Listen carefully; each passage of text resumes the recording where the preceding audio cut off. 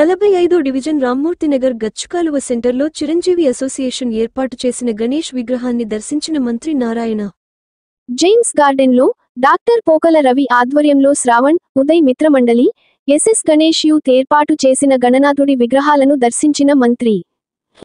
8వ డివిజన్ రేబాలవారి వీధిలో cloth merchant association youth 1000 కేజీల చక్కెర బెల్లంతో ఏర్పాటు చేసిన 15 అడుగుల విఘ్ననాయకుడి విగ్రహాన్ని దర్శించిన మంత్రి. పీటీజీ రాజ్ టవర్స్లో 3 లక్షల చిట్టిగాజుల అల్లికతో ముక్కాల ద్వారకానాథ్ మిత్రమండలి మహిళలు ఏర్పాటు చేసిన ఏకదంతుడిని దర్శించిన మంత్రి. సిఆర్పి డొంకలో ఎస్ఎస్ యూత్ ఏర్పాటు చేసిన వక్రతుండ వినాయకుడి విగ్రహాన్ని దర్శించిన మంత్రి.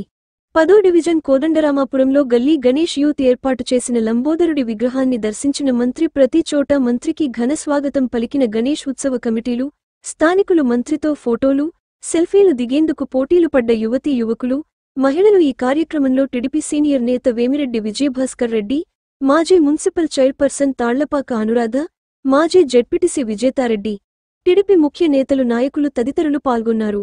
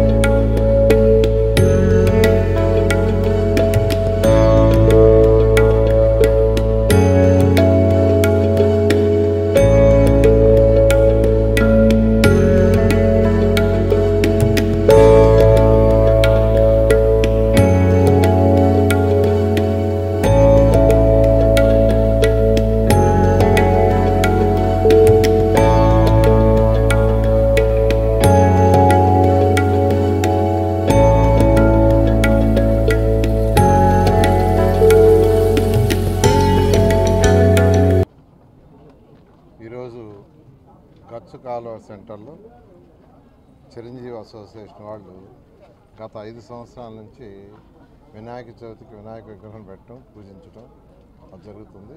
ఈరోజు నేను యాక్చువల్గా ఇక్కడికి రావటం, ఆ యొక్క విఘ్నేశ్వరుని పూజించడం జరిగింది. వీళ్ళు గత 5 సంవత్సరాల నుంచి చేస్తున్నారు, కంటిన్యూస్ కాకుండా.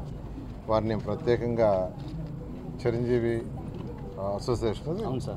అసోసియేషన్ వాళ్ళని ప్రత్యేకంగా అభినందిస్తున్నాను.